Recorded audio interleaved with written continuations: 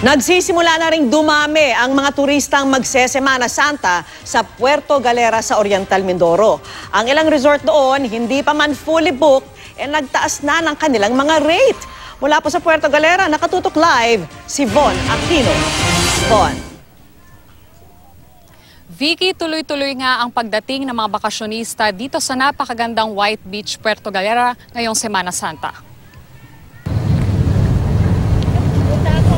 Pagbaba pa lang ng pantalan, mababakas na sa mukha ng mga turista ang excitement na marating ang iba't ibang destinasyon dito sa Puerto Galera, Oriental Mindoro. Parang easiest place kasi siya to go to.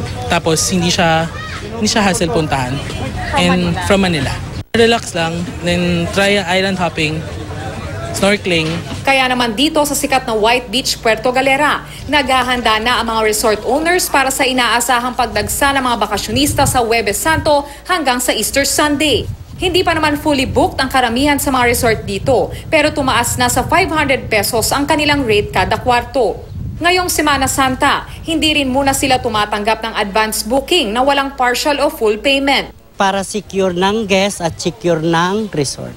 Kapag hindi pumunta ang guest, lugi ang resort. Kasi nakabook ang araw na yun sa kanya, hindi naman siya dumating. Walk-in, pwede. Pero reservation by phone, hindi kami tumatanggap. Ang ilang turistang maagang nagpunta rito, susulitin na raw ang kanilang pananatili bago umuwi sa Huwebes Santo.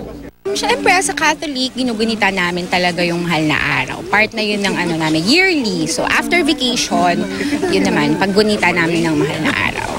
At para matiyak na ligtas ang pagbiyahe ng mga tumatawid dagat, nagsasagawa raw ng pre-departure inspection ang mga tauhan ng Philippine Coast Guard. Yung aking mga personnel nandun sa bago mag-akyat at bago pabord ng tao, nandun nagbibilang na sila. Vicky, bukod sa pag-e-enjoy sa beach ay maaari rin naman magtungo sa chapel dito yung mga bakasyonistang Katoliko na nais magdasal at magdilay ngayong Semana Santa. Vicky? Maraming salamat sa iyo, Von Aquino.